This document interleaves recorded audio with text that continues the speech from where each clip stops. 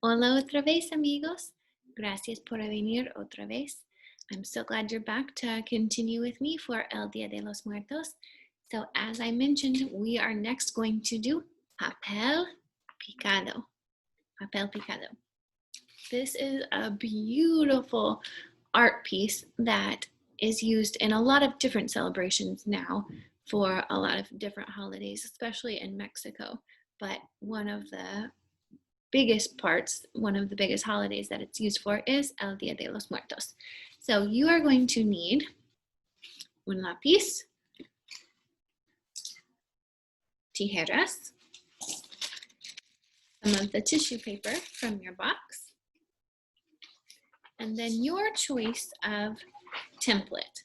This one is the easiest one. And there's this one that's a little more difficult. And this one that looks extremely complicated. So that is up to you on which piece you would like to do. I'm going to start with the easiest piece this time. But if you would like to do a more complicated one, feel free. Or if you want to make lots of them, go ahead and do that too. So the first thing you're going to do is make sure that you have trimmed around the black outline of the shape.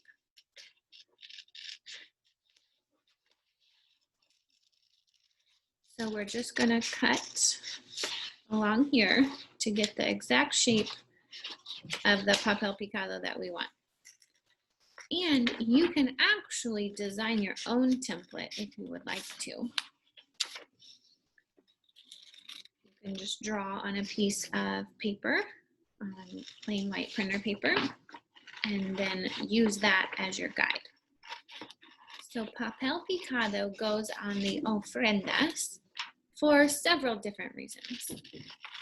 It's so thin and so light, it represents the wind as one of the elements in the ofrenda. It is also used to hang around the ofrendas so that when it moves, people can see that their familia has come to visit, that the spirits are visiting. You also see people doing papel picado out of lots of bright colors.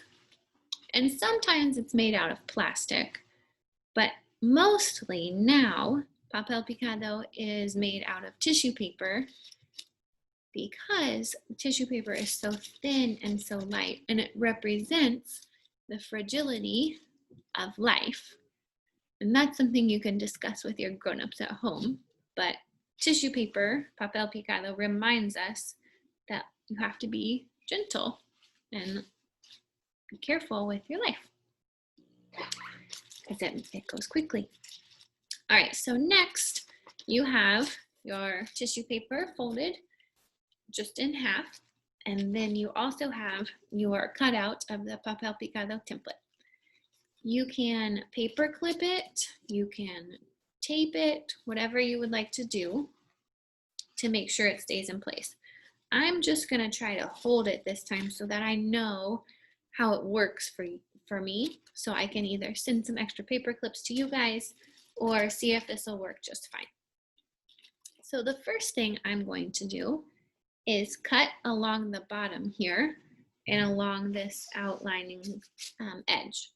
So I'm going to go along the edges. Vamos a cortar. This would be a good activity for a grown-up to help you with. And if it's easier for you, you can even outline your papel picado with your pencil, con tu lápiz. You can even just draw along the edge there as well. This part's really important. Your scraps, please save them. We're going to use them later in a couple of different ways. All right, so now we have our papel picado started like this.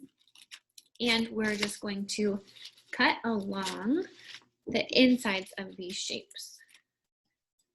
Again, this is something that you might want a grown-up to help you with. especially for the younger students. It's similar to the process of making paper snowflakes, but sometimes it's a little more complicated. So I'm doing the folded edge first.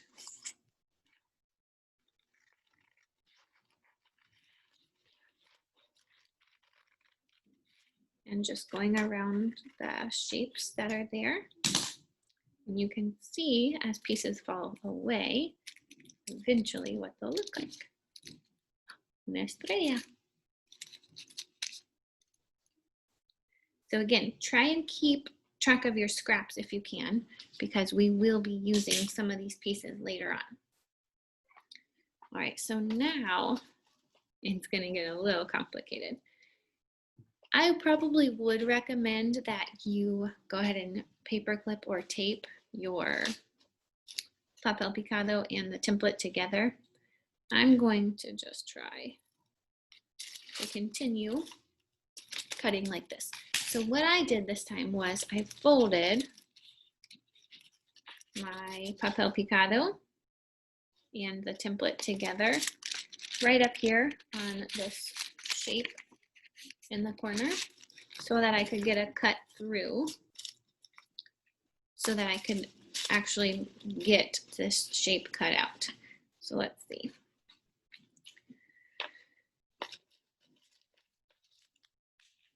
And if you have not already seen Coco, I highly, highly recommend that movie for your family to watch during this time of year.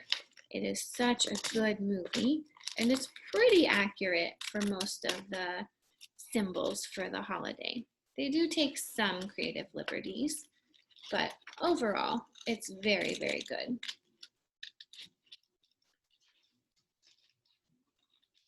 And so we're just gonna keep cutting through our Papel Picado until we get the desired shape that we want. So you can see here the edge that I cut. And then you can fold again and follow along and cut your corazón right here. This would be a great time to practice your shapes in Spanish that we have learned.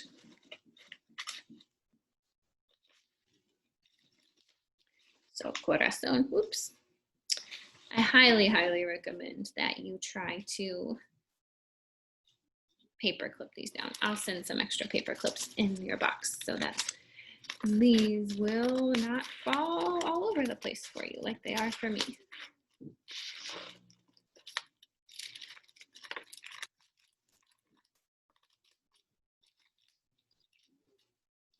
so just got my corazón finished here. I'm gonna start on un círculo aquí. And then I'm probably gonna take a quick break so I can show you a couple more things that we're gonna do. And you can work on these for yourselves. You don't have to watch me spend 40 minutes trying to cut up a piece of Papel Picado. It really shouldn't take that long, but if you're working with your student and parents, your grown-ups together, it might take a while. And you can make lots and lots of these because we're going to hang them up. So here is the beginning of one of my pieces of Papel Picado. And even like this, honestly, is beautiful. And you can leave it something as simple as this. So what I'm going to do later is hang up my Papel Picado along my ofrenda. And as I mentioned, you are going to need these scraps for some of the activities that we are going to do next. So hold on to those.